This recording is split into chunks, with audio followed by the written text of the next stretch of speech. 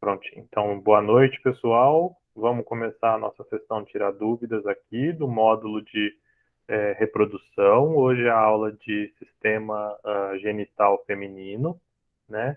É uma aula complexa, vocês devem ter reparado que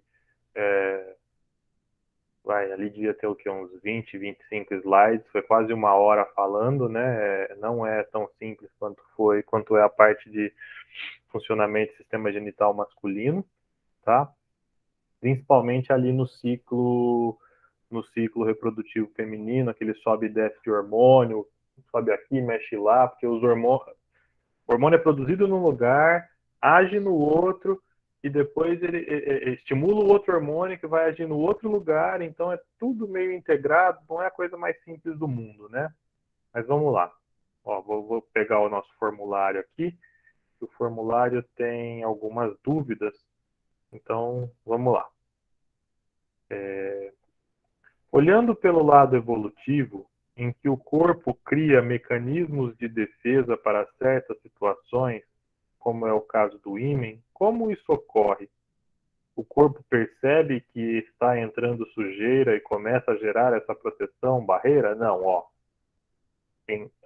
Esse pensamento é aquele pensamento altamente lamarquista, né? Estou precisando de fazer algum dia alguma coisa, então vou criar uma barreira. Não é assim que funciona. Provavelmente esse tipo de mecanismo de defesa ele surge mais ou menos assim.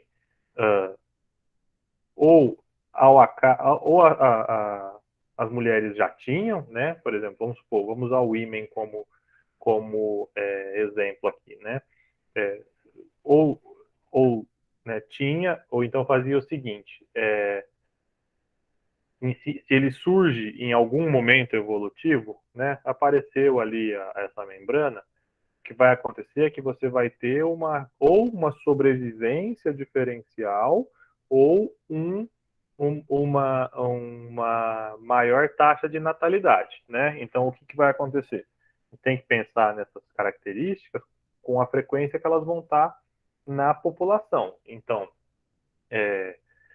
suponha que ao surgir essa característica, essa barreira, no caso o ímen, essa mulher, a mulher que tem esses genes, seja porque agora tem menos infecção, ou seja porque entra menos patógeno, seja lá o que for, isso permite com que ela tenha mais filhos, ou com que os filhos dela sobrevivam mais. Você concorda comigo que a frequência de que essa característica aparece na população, ela tende a aumentar, tá certo? Então, veja lá, a mulher tem, passou para os filhos, né? E as filhas vão ter. Então, por algum motivo, ou ela teve mais filhos, ou esses filhos sobrevivem mais, tá? E aí o que a gente vai fazer é que, na próxima geração, o número de mulheres com ímen aumenta, vai aumentando, aumentando, aumentando, isso vai fazendo com que essa característica acabe por predominar na população, tá certo? O outro pensamento, tipo, está entrando muita sujeira, preciso criar uma barreira, aí você cai para aquele pensamento determinista de Lamarck, que não é assim que funciona, tá certo? Então, ou ele já existia e por conta disso, né, ou o ímen existia e por conta disso, isso gerava uma vantagem evolutiva, ou quando ele surge, ele gera uma vantagem evolutiva e isso faz com que ele aumente a sua frequência na população, porque esses indivíduos ou sobrevivem mais ou deixam mais descendentes, e isso vai fazer com que a gente tenha aí uma maior quantidade de indivíduos e essa característica começa a aumentar de frequência na população. Tá bom? Boa noite, pessoal que chegou agora. Estamos aqui no formulário de dúvidas, mas é aquilo de sempre. Boa noite, professor. Boa noite, meu cara. Quem tiver dúvida aí, pode mandar bala, tá bom? Vamos lá. No slide 3, qual a diferença das glândulas mamárias para os lóbulos glandulares? Ó, na verdade, o conjunto dos lóbulos é que vai fazer, né? Você tem os lóbulos, aqueles lóbulos, e o conjunto forma a glândula mamária, né? São duas. A mulher tem duas glândulas mamárias, uma em cada seio, tá certo? Os lóbulos são os conjuntos que vão formar as glândulas mamárias, tá bom? Então, é só uma subdivisão, mas não tem muito segredo não, tá certo? Vamos lá, tem mais uma aqui. As fímbrias estão o tempo todo conectadas ao ovário? Então vamos lembrar lá, as fímbrias são aquelas estruturas digitiformes que tem ali na pontinha do ovário, da tuba uterina, tá certo? Aquelas coisinhas em formato de dedo, né? Elas não estão ligadas o tempo todo, elas não estão nem ligadas, elas ficam no entorno ali, tá certo? O que vai acontecer é que ao momento da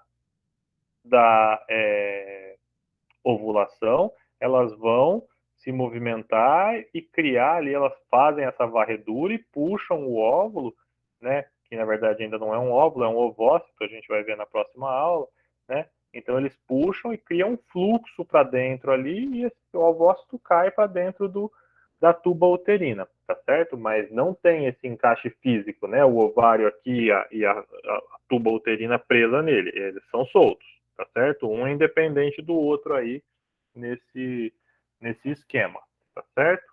Mas tem que ser um serviço coordenado entre o momento em que o corpo da mulher libera o ovócito secundário e o momento em que a fímbria ali começa a movimentação. Isso também, estou especulando aqui, mas eu tenho quase certeza absoluta que isso também vai estar relacionado com os níveis de hormônio. Quando que ela sabe que ela precisa criar um fluxo? Quando você tiver os picos de LH, né, o LH estiver lá em cima, você vai ter algum tipo de controle, tá bom? Vamos lá. O que seria a proliferação que ocorre no útero? Então, vamos lá, pessoal. Ó, deixa eu até pegar o slide aqui, que esse slide ele é bem bom da gente poder mostrar. Deixa eu abrir ele aqui, lá embaixo. Ó, esse aqui. Deixa eu compartilhar ele com vocês. Então, ó, esse slide aqui, ele é bem bom porque ele mostra tudo, né? Então veja, o que você vai acontecer ali, ó, dentro do útero, né? Lembra lá, ele tem o formato mais ou menos de uma pera invertida, então uma parte mais gordinha em cima e vai afunilando, afunilando, tá certo? A camada mais interna do tecido ali é o endométrio, tá? Esse endométrio, quando eu falo de a proliferação daqui das camadas do útero, eu estou querendo dizer para vocês que este tecido ele começa uma multiplicação das suas células, tá certo? Então ele até tá, então começou a menstruação no dia 1, né? Veio aqui e tal, descamou. Aí o que vai acontecer? É aquela história, o corpo da mulher entendeu que neste ciclo reprodutivo ela não engravidou.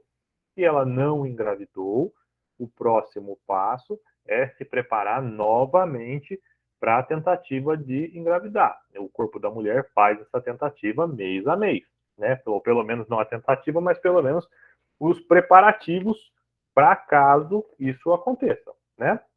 Então, esse tecido aqui, ele começa a ter uma alta multiplicação das suas células. Então, você repara que até ele engorda de tamanho aqui, porque você vai ter agora uma camada, um tecido muito mais gordo, um número muito maior de células.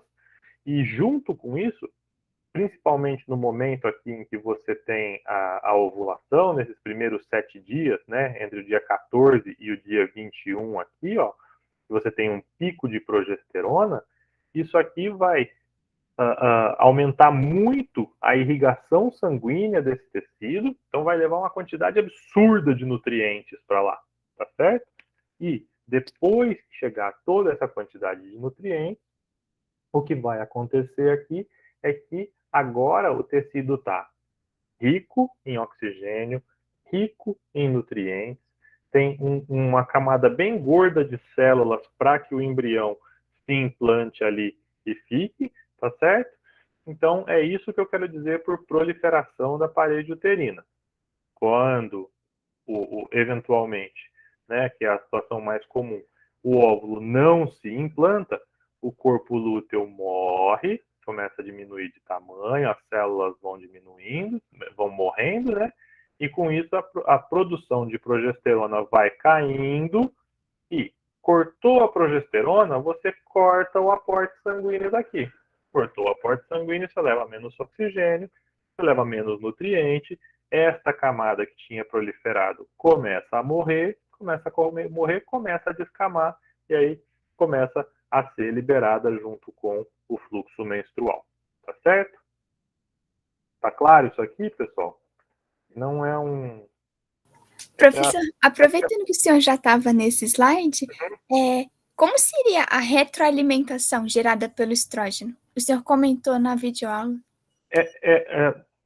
Tem duas coisas que vão fazer dois hormônios que vão agir aqui. Uma delas é a quantidade de estrógeno no sangue, ele vai ser lido lá no hipotálamo, tá certo? Isso manda já um sinal para que não precisa mais mandar o hormônio liberador de gonadotropina para a adenipófise, e a adenipófise para de liberar FSH e LH. Segundo mecanismo de controle aí, lembra que lá no homem existia a inibina, também tem inibina em mulher, tá certo? Então, os níveis altos de estrógeno também estimulam os ovários a produzirem inibina, e a inibina também vai agir lá no hipotálamo junto, e aí você vai diminuir o ciclo. Mas tudo isso vai ser controlado pela quantidade de estrógeno no sangue, tá bem? Essa parte aqui, pessoal, ela é complicadinha, viu? Se vocês quiserem parar e perguntar mais aqui, tá tudo certo. Vamos lá. Ó, os óvulos têm data de validade e são descartados quando não utilizados? Não é data de validade, pessoal. Ó, o que vai acontecer é que aula que vem, na próxima aula, tem bastante coisa para a gente poder falar sobre isso ainda, né? Mas o que vai acontecer é que a mulher nasce já com um número limitado de óvulos, né? Ela vai ter ali ela nasce aí com uns 40 mil, mais ou menos, já prontos, né? Mas desses 40 mil, pensa assim, ó, o que vai acontecer? Quando você tem o início do ciclo, o hormônio folículo estimulante, quando você vai...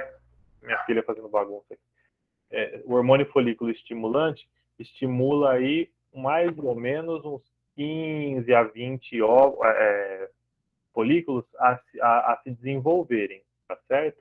Normalmente, só um que assume a liderança ali e se desenvolve. Os outros que começaram a se desenvolver vão degenerar e morrer. Ponto. Então, só por mês aí, para fazer esse um chegar lá, uns 20 morreram, tá bom? Se você pegar mais ou menos aí a idade da primeira menstruação da menina e vai, chuta aí uns 12 anos, mais ou menos, até perto dos 50, a gente vai ter uns bons 38, 40 anos aí de ovulação e menstruação, tá certo? Pode parar antes, pode seguir um pouco depois, né, até chegar na menopausa, mas bota aí que são uns 400 meses, mais ou menos, tá? Então, a gente vai ter esses 400 óvulos, mais ou menos, que vão chegar ao processo de desenvolvimento, tá certo? Depois disso, o organismo, é aquela história, o organismo ele está programado para fazer certas coisas em determinada idade, tá certo? Por isso que você só entra na puberdade num determinado momento, a mulher entra na menopausa num outro determinado momento, que é a programação genética de quando esse organismo não serve mais para fazer esta determinada função, tá? Então, Os óvulos que foram para frente foram, os que não foram vão ser degenerados, não vão ser perdidos, assim como os espermatozoides vão morrer ali e as células vão ser reaproveitadas, tá bem? O que Professor, acontece? Oi. quando o senhor fala os óvulos que foram para frente, seria só aquele que gera o bebê? Não, não. Eu estou falando o que vai ser ovulado mesmo. Porque o que gera o bebê vai, mesmo nos casos que a gente conhece aí mais extremos, assim, de pessoas, né? Antigamente as pessoas tinham muito mais filhos, né? Era o quê? 13, 14, 15. Não conheço ninguém que teve 400 filhos, né? Até porque uma gestação são 9 meses, tá bem? 40, de 38 a 42 semanas. O que eu estou falando é o óvulo que vai o folículo que vai assumir o papel de folículo dominante, vai aumentar de tamanho e que vai liberar o ovócito secundário ali no momento da ovulação. Tá? Então são aí uns 400. Quanto mais velho esse óvulo, né? Aí a gente tem algumas correlações, tá? E na próxima aula tem mais um pedaço para a gente falar sobre isso ainda. Mas o que que acontece? No comecinho, durante o desenvolvimento embrionário, o organismo feminino ele para todos os óvulos em prófase 1, tá certo? Então, faz a prófase 1 ali e eles estão todos parados. Quando vai acontecer o processo de ovulação, então, que um folículo começa a se desenvolver, aumenta de tamanho, começa a produzir estrógeno e progesterona e tudo mais, o que vai acontecer é que quando você tem aquele pico de hormônio luteinizante no 13º dia do ciclo, né, levando em consideração aí um ciclo de 28 dias, quando você tem o pico de hormônio luteinizante, esse pico de hormônio ele estimula aquele ovócito que estava parado na prófase 1, ele estimula ele a acabar a primeira divisão meiótica, só que ainda assim ele não termina, ele para de novo agora na prófase 2.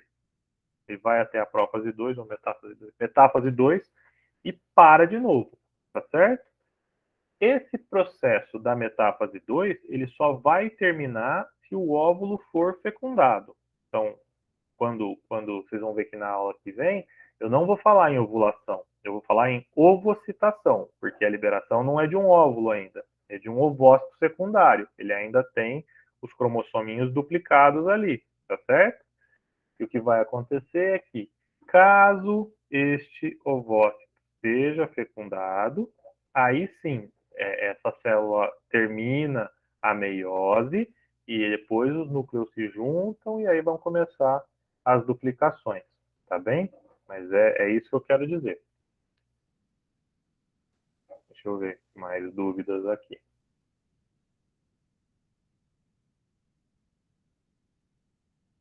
Se a secreção de glicogênio só começa na puberdade. Ela está relacionando, eu estou imaginando que essa secreção, quem perguntou, é dentro da vagina, né?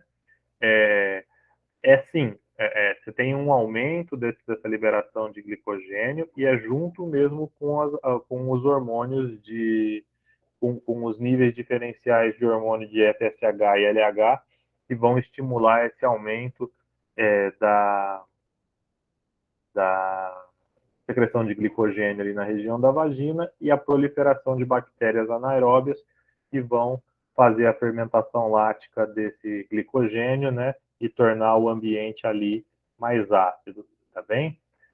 Tanto que você pode ver, né, normalmente ginecologistas eles não receitam, né, eles não recomendam que mulher use aquele sabonete líquido íntimo, né? Porque aquilo mexe justamente com o pH vaginal, tá bem? E você pode reparar que não existe esse tipo de sabonete líquido para criança, porque justamente ali o pH e todo o resto ali é completamente diferente enquanto é criança e depois que entra na puberdade, tá bom? Professor, e o que, por exemplo, saber, começou a hora de produzir? É a mesma coisa. É a mesma coisa de quando você vai entrar na puberdade, tá certo? O seu organismo ele tem uma programação genética para determinados momentos da vida algumas coisas acontecerem, tá certo? Então, você vai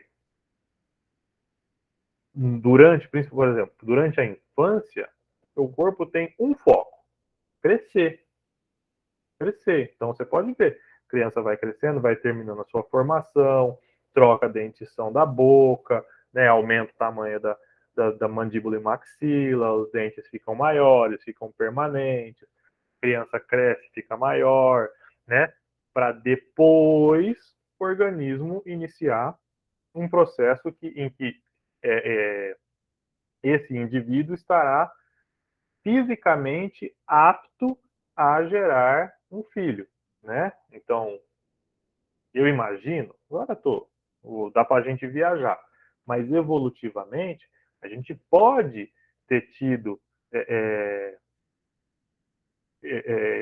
indivíduos lá no passado que podiam entrar na puberdade antes, iniciar o desenvolvimento antes, poderia, mas como que fica, né, para uma criança gerar uma outra criança no organismo? Pensa na quantidade de mudanças físicas e fisiológicas que o corpo da mulher passa durante a gravidez. Agora, você imagina se isso for enquanto o corpo ainda não está completamente desenvolvido para isso, tá certo?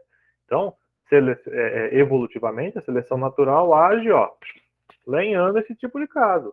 E aí, você tem lá, né, a sua programação genética de que a idade, mais ou menos, em que deve acontecer isso aí, na puberdade, é ali para 12, 13 anos.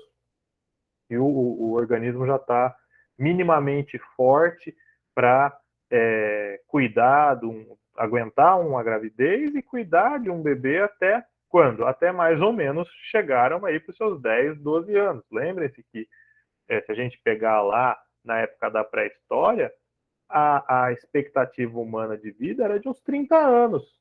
Né? Hoje que a gente chega nos 70, 80, por aí. Né? Mas era 30. Então, com 30 anos, o organismo tem que ter um. E com o cuidado parental que a nossa espécie tem, o que precisa acontecer? Olha, você tem que estar pronto para cuidar do filho numa determinada idade e você tem que aguentar cuidar dele até uma determinada idade. Então, se você botar aí, a idade que entra na puberdade aí, com 12, 13, até o outro entrar com 12, 13, seu filho já tem o quê? Uns 25, 26 anos. Você gerou uma, duas, três, 4 gerações e foi. Aí você começa a viver em bando, compartilha o cuidado parental. Antes disso não dá certo, e mais do que isso, os mais velhos morreram. Percebe? Então aí você tem um prato cheio para evolutivamente ficar brincando de pensar no que isso pode acontecer. Tá bem? E a mesma coisa com a próxima dúvida aqui, que é a liberação do FSH e de LH, se só começa na puberdade, e sim, né? Porque é o gatilho para entrar na puberdade. Todas as mudanças sexuais secundárias que o organismo adquire na puberdade, eles são fruto dos altos níveis de FSH e de LH, que na menina vão liberar iniciar a produção de estrógeno, tá certo? E no homem, no menino, que vai iniciar a produção de testosterona. Então, os dois altos aí é que vão, o LH estimulando a testosterona no homem e o FSH estimulando a produção de estrogênio na mulher, né? Que vão desencadear as mudanças sexuais secundárias, que só vai começar na puberdade. Então, assim, o gatilho da puberdade é o início da produção de FSH e LH. Beleza? Muito bem. Gente, aqui no formulário, Professor, Vinícius, diga. desculpa, só para ver se eu entendi. Agora eu não vou lembrar os nomes de cabeça, o senhor me corrija. Uhum. Mas então, voltando na questão que o senhor acabou de explicar, quer dizer, antes sobre meio que uns ovócitos e tudo mais. Então, os óvulos que não são fecundados, eles, né, até passam pela tuba, mas eles param na metáfase 2. Isso, Daí quem nunca... eles vão para o útero e são descartados junto com o endométrio, porque eles não foram fecundados. Exatamente. Porque, assim, inclusive, quem nunca engravidou, nunca teve um óvulo. Porque, ou pelo menos, bom, pode acontecer de você ter a fecundação, mas o bebê, o embrião não se implantar, né? Mas, a grosso modo, assim, toda mulher que nunca engravidou, muito provavelmente ela nunca chegou a ter um óvulo pronto, sabe? Ele sempre foi descartado na fase de ovócito secundário. Então, o processo é o mesmo. Vai ali, é liberado no ovário, é varrido pelas fímbrias, vai para dentro da tuba, célula ciliada, movimento peristáltico e tudo mais. Caiu no útero, não se implanta, tá certo? Não se implantou, não tem HCG, não tem manutenção do corpo lúteo, não tem manutenção do corpo lúteo, não tem progesterona. Não tem progesterona, cortou o aporte sanguíneo, a célula morreu, joga tudo fora, começa a preparação para um novo ciclo. E assim vamos. Professor, então, assim, o ovócito, quando não tem nada, ele não se instala no útero, então meio que o endométrio sabe que, ó, tem que ser um óvulo para poder ser instalado. É que o processo de implantação, o endométrio só está ali, paradinho, veja, oi, estou aqui. É o embrião que faz. E ele vai chegar lá na fase para implantação, quando ele chega ali no útero, ele já tem mais ou menos aí uns 7 dias de vida pós-fecundação. Então, ele já é bem mais que um aglomerado de células. Ele já está no estágio de blástula. Você já tem diferenciação, inclusive ali, se não é nesse momento, eu preciso lembrar direitinho, mas se não é nesse momento, é tipo 1, 2 dias para frente, você já sabe, naquele amontoado de células, onde vai ser a cabeça, onde vai ser a cauda, onde vai ser a região ventral e onde vai ser a região dorsal. Assim, a especialização das células já começou. Então você já tem ali um grupo de células que, tipo, vamos cair aqui na parede do útero, no que a gente encostar aqui, pode começar a infiltrar e a penetrar e a puxar o óvulo para dentro e o endométrio está ali, bonitinho. Oi, estou pronto, pode vir. É isso aí, tá? Então, tipo, se faz só o ovócito, ele não tem essas especializações. Ele continua sendo uma célula que não conseguiu nem o estímulo para finalizar a meiose. Certo? Certo. Formulário finito, gente. Mais dúvidas, vamos lá. Duvido que ninguém tem uma dúvida daquele sobe e desce de hormônio. Eu duvido. Eu vou botar essa pergunta na prova. Vou. Explique de cabo a rabo o que acontece com esses hormônios. Eu vou. Duvido que ninguém tem nenhuma prova. O Nilson até abriu a câmera ali, ó. É sério, você tem... Eu não sei, na gravação até que parecia bem explicado. O senhor mostrou com os 2 gráficos. Eu ia falar isso. A aula foi tão boa assim que vocês aprenderam, né? Professor, eu confesso que eu preciso assistir suas aulas mais de uma vez. Tá. Porque, sim, surgem muitas dúvidas. Não, porque, assim, eu vou te falar. Eu estudei várias vezes aquele gráfico para poder compreender, para explicar para vocês. Por exemplo, eu dou essa aula faz uns 10 anos, mas... Por exemplo, a mulher quando tem endometriose, o que impede isso dela engravidar? Esse é o ponto. Tá.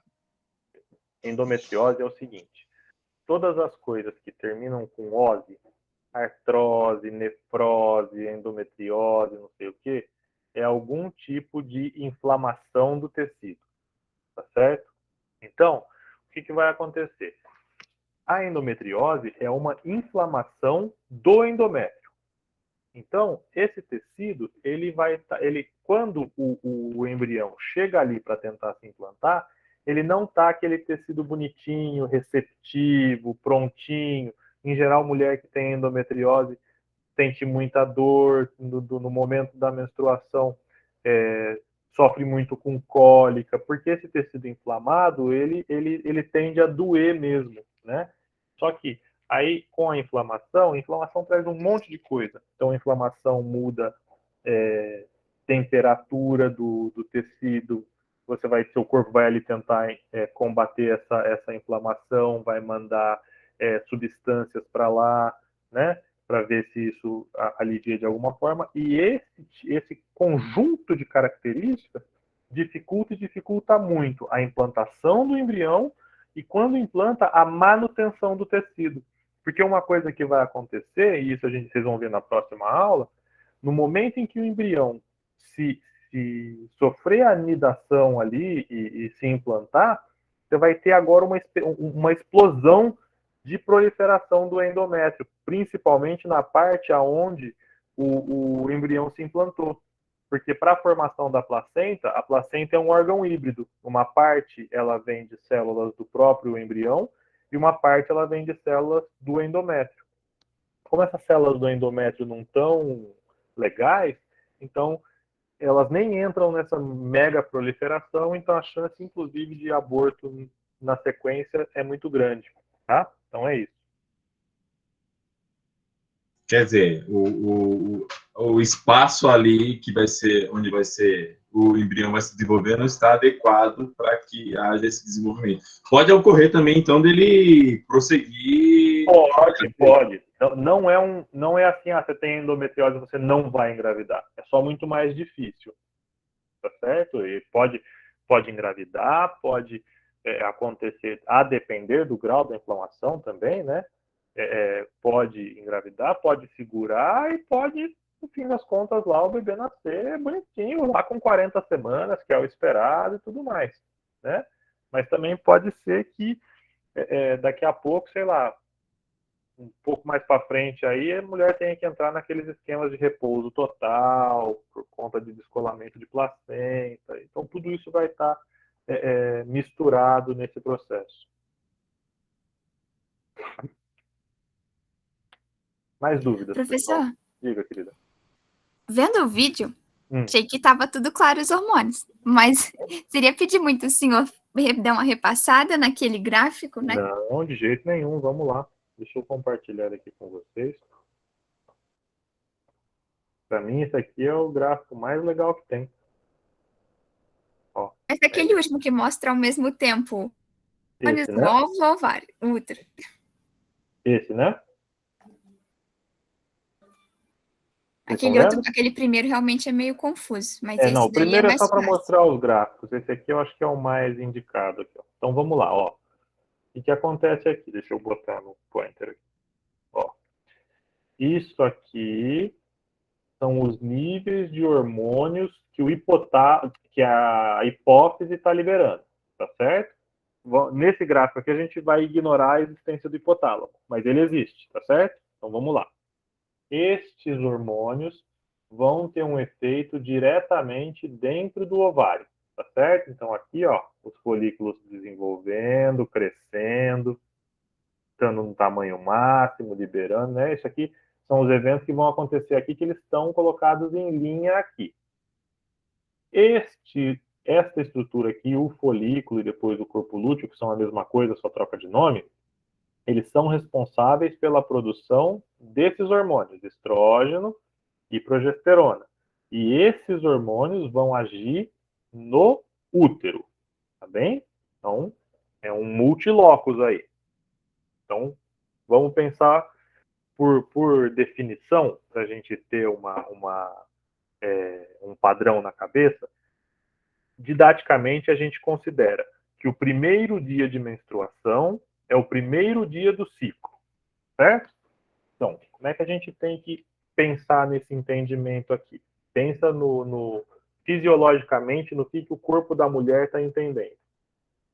Se a mulher está menstruando, quer dizer que neste último ciclo reprodutivo o corpo não engravidou. Então, se ele não engravidou, começa-se um novo ciclo preparativo para uma possível gravidez. Tudo bem. Então, Professor, oi. tem aquelas mulheres que às vezes falam, nossa, eu tô grávida de 3 meses, mas ainda, tipo, tava menstruando até mês passado. Então, é possível? Então, não é menstruação quando é assim. Geralmente, pode É ser sangramento? rompe algum vasinho, alguma coisa, tem ali um sangramento, mas não é menstruação, tá? A menstruação em si, ela implicaria no endométrio inteiro ser descamado e levar o embrião junto, tá? Então, não é o que acontece.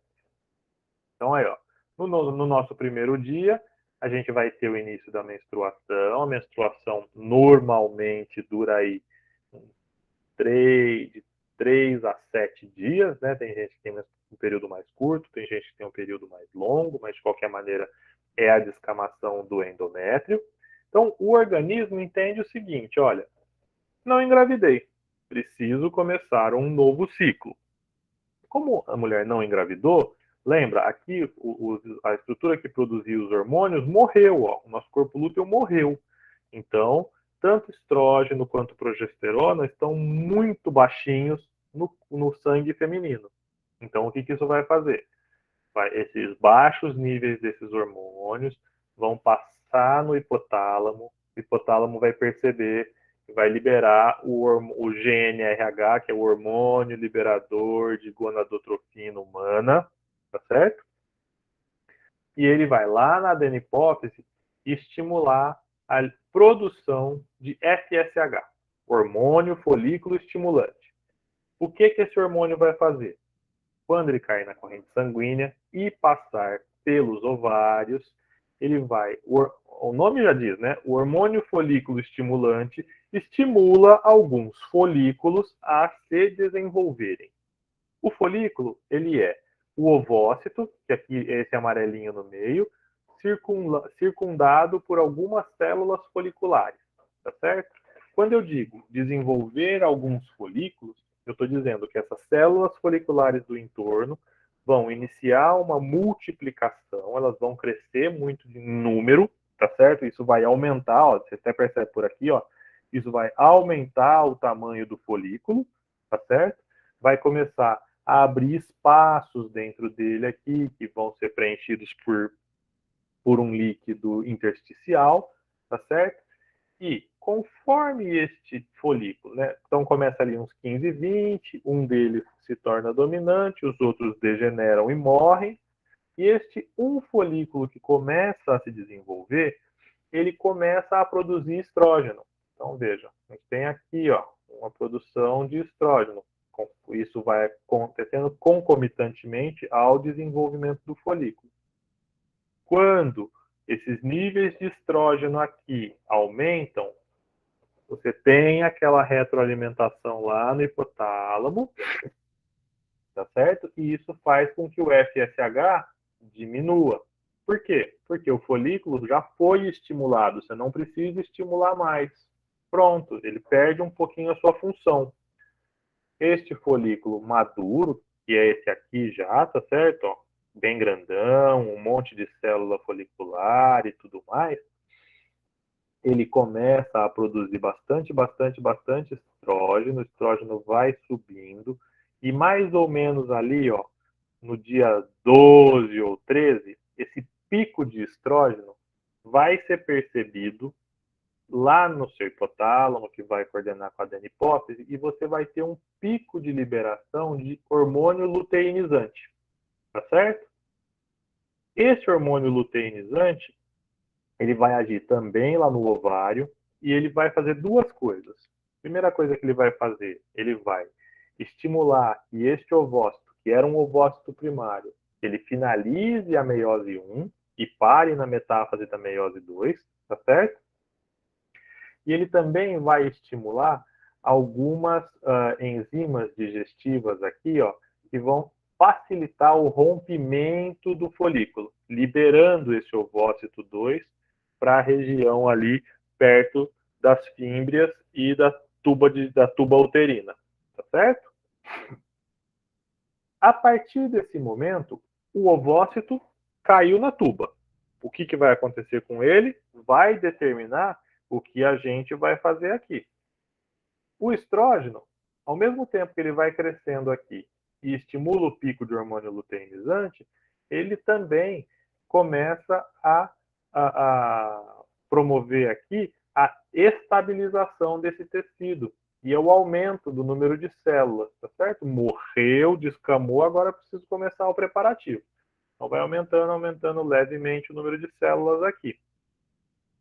A partir do momento da ovulação, então a gente tem esse tecido quase pronto. O destino do ovócito sela o resto do caminho. Se, por um acaso, este ovócito for fecundado, então o que vai acontecer? Este folículo ovariano que tem aqui, ele vai se transformar no que nós chamamos de corpo lúteo, tá certo? Então aqui, ó, já chama-se corpo lúteo, e ele vai iniciar altos níveis de progesterona. Então repare, ó, do dia 14 aqui da ovulação até o dia 21, é onde você tem o prazo para chegar no pico máximo de progesterona aqui. Por quê? A progesterona, quando agir aqui nesse endométrio, ela vai irrigar aquilo, desenvolver, vai estimular o desenvolvimento de vasos sanguíneos para enriquecer aquilo de nutriente e oxigênio. Esse óvulo fecundado vai virar um embriãozinho e vai se implantar aqui. A partir do momento em que ele se implanta aqui, ele faz um retorno para o organismo. Ao se implantar, esse embrião começa a produção de HCG, hormônio da gonadotrofina coriônica humana, tá certo? E o que esse HCG vai fazer? Ele vai ser percebido no ovário, e o ovário vai falar, oba, beleza, deu certo. Então, ele vai continuar nutrindo o corpo lúteo, e estes níveis de progesterona vão se manter altos, enquanto até a placenta assumir esse papel. Lá para uns 3 meses a placenta vai assumir esse papel, tá certo? Mas por enquanto é o corpo lúteo. Se você mantém os altos níveis de progesterona, esses vasos sanguíneos continuam ali, trazendo bastante nutriente, trazendo bastante oxigênio, e o embrião continua o seu desenvolvimento, tá certo? Agora, se por um acaso este ovócito não foi fecundado, o que vai acontecer? Quando chegar aqui no dia 21, ó, que é o pico de progesterona, este ovócito vai estar passando por aqui. Só que ele não vai se implantar. É a TPM, professor? Oi? É a TPM aí, nesse pico? É aqui, ó, depois do 21, é quando não deu certo. As mulheradas ficam doidas? É, depois do 21 que não deu certo aqui, tá? E aí o que vai acontecer nesse momento aqui? O ovócito passou e não se implantou. Então, você vai perder um sinal nessa conversa. Você vai perder o HCG. Sem o HCG, você não avisa o seu ovário que o corpo lúteo precisa ser mantido. O organismo não entende que está grávido. Então, ele corta o aporte de nutrientes do corpo lúteo, ele vai diminuindo de tamanho, e com a morte das células aqui, você vai diminuir a quantidade de progesterona que é produzida. Essa queda na progesterona também vai cortar o aporte sanguíneo dessas células aqui.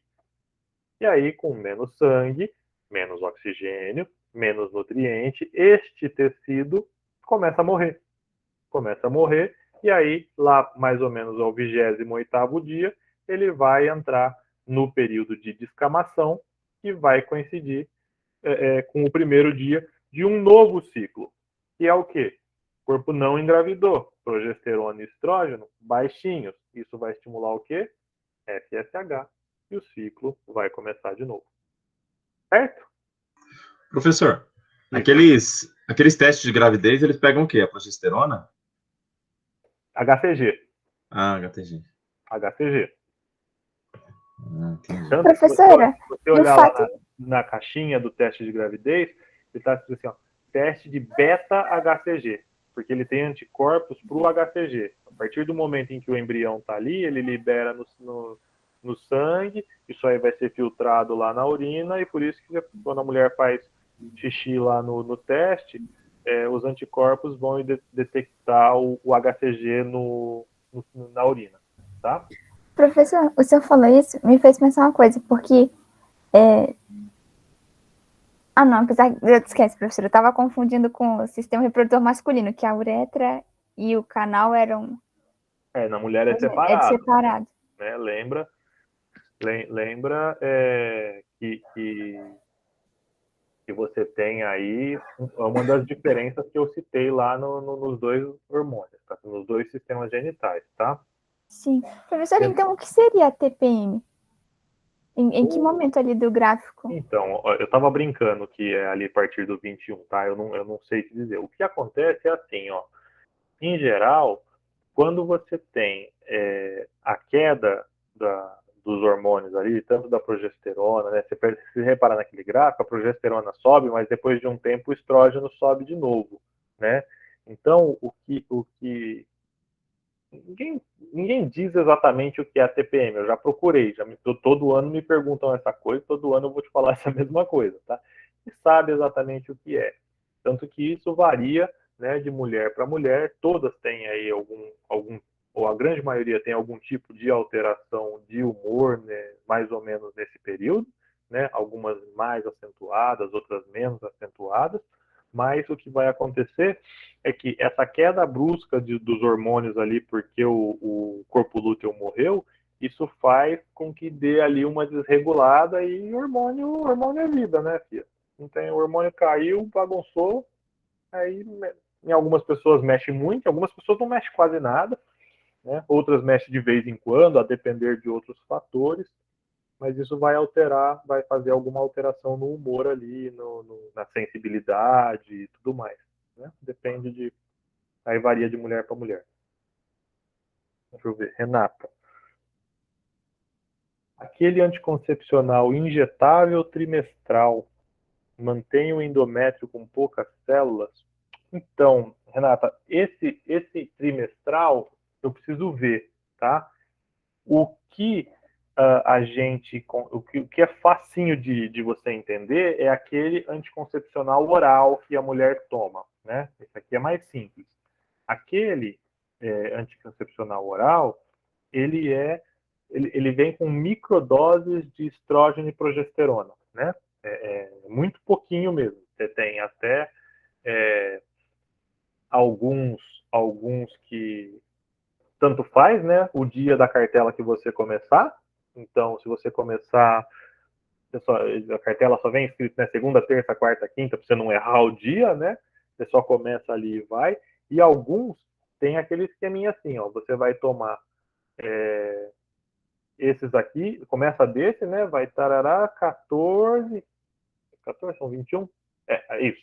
São não é 28, eu já não lembro mais. Mas não importa, os últimos 7... O de 28 é esse que é só segunda, terça e quarta. Acho que o de 21 é o que é regrado pelos dias. Então é isso. Ó, esse que é de 21, você vai ter 14 dias em que ele é só progesterona.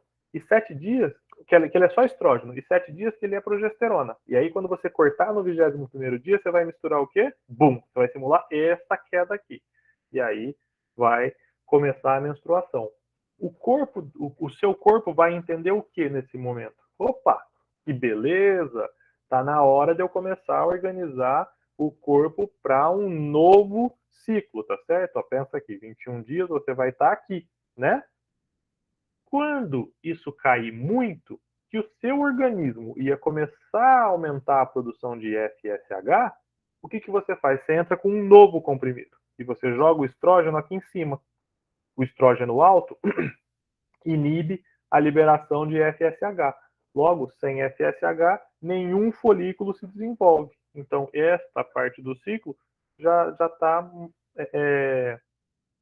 ela já está... Como vou dizer? Já pulou, né? Nenhum se desenvolveu, então todos vão ficar assim, você não vai ovular. Então, é isso que acontece nesse anticoncepcional oral mensal, tá bom? Professor, o de 28 dias também funciona assim? O de 28 dias, não. O de 28 dias, ele vai te manter, deixa eu compartilhar de novo. O de 28 dias, ele vai te manter sempre aqui, ó. Sempre nesta fase do ciclo aqui. Ele tem microdoses de estrógeno e progesterona, né, ele vai te manter sempre alto aqui. O princípio é o mesmo. Se você tem um alto nível de estrogênio ali, o que vai acontecer é que você não vai ter FSH. Não tem FSH, não tem essa parte do ciclo aqui no ovário, tá bom? Mas basicamente é isso. Renata. Não, então, eu tinha perguntado se fica com... se o endométrio ele fica com menos células, porque esse anticoncepcional injetável, ele é utilizado para tratamento da endometriose. Tá. E a endometriose, na verdade, ela piora as dores e tudo mais quando o endométrio tá maior, né? Tá com mais células, né? E aí por isso que eu fiquei nessa Pode ser. dúvida. Vamos fazer o seguinte, eu vou procurar aqui como é que ele funciona, semana que vem você me lembra. Aí a gente volta nele. Legal, obrigada. Professor, Oi. a minha esposa, ela usa um DIU para essa questão da endometriose. E como é que funciona? Esse DIU, porque parece que o que ela usa, inclusive, libera um certo medicação lá que impede também essa... É isso. O DIU DIU é de dispositivo intrauterino, né? Normalmente, ele tem uma parte que fica para ali no colo do útero, né? Para fora, e uma parte para dentro. Ele libera uma medicação. Tem aqui, se vocês olharem aqui no livro, quer ver? Ó, tem uma parte que eu não entro nesse pedaço aqui. Obviamente, vocês vão precisar entrar nisso mais para frente, quando vocês forem dar aula disso, porque isso é método de controle de natalidade, faz parte do que vocês vão ter que dar aula, né? Mas se vocês olharem aqui na página, que página é essa? 580 do livro, vou compartilhar aqui com vocês, ó. Esse, ó.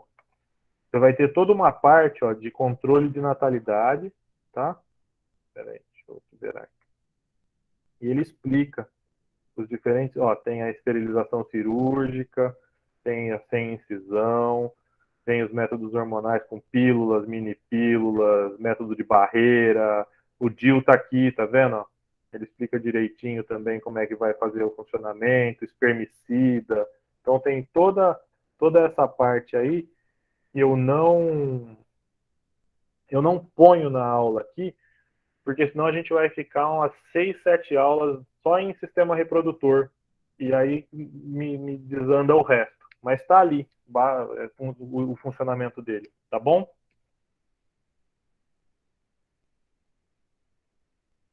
Show, professor. Mais dúvidas, pessoal? Como é que estamos aí? Renata, eu vou procurar esse de 3 meses aí, tá? Eu vou até bater aqui para não esquecer depois. Legal. Então, provavelmente, esse de 3 meses, também tem gente que usa, acho que de 1 ano, assim, também, né? Com aquele adesivo no braço. Inclusive, Talvez você já viu Talvez... implantes subcutâneos também, que dura 6 meses? Sim, Tem porque aí também talvez seja o mesmo princípio do Mirena, que o Mirena também, mas o Mirena ele vai ser permanente por muito mais tempo, né? Eu vou descobrir, semana que vem a gente conversa. Legal, obrigada. Nada. Mais dúvidas, pessoal? Como é que estamos aí? Acabou? Elas vão aparecer, professor, com certeza. Vão aparecer a hora que você bater o olho na prova e falar assim, rapaz. É a hora da prova. Eu tô com aquela só ideia de estudar pelos livros até hoje, sabe? Rapaz, era essa daqui que eu tinha que ter perguntado lá aquele dia, né? Então, e é essa aí que vem justamente na prova, na hora que você não pode perguntar, entendeu? Tô sabendo. Bom, gente. Professor, eu pedi o comecinho da aula, então semana que vem a gente vai ter aula da gametogênese e aí o senhor vai liberar a prova. Isso, ó. Então, como é que vai funcionar aqui? Deixa eu abrir o cronograma de vocês aqui. Eu vou compartilhar. Ó. Espera aí, tá apanhando aqui do computador de novo. Ó. Então, semana que vem, hoje, dia 24, a aula de gametogênese está liberada, tá certo? Eu já botei ela para liberar, para vocês poderem assistir à vontade agora. Sexta-feira que vem, dia 1º, a gente vai fazer o seguinte, a gente vem aqui 7h15, hoje eu cheguei 7h20, só tinha a Renata me esperando aí, né? Mas é 7h15, e aí a gente vai tirar as dúvidas dessa aula aqui, gametogênese, fecundação e inidação, essa que foi liberada agora. Na sequência, a prova já vai estar liberada.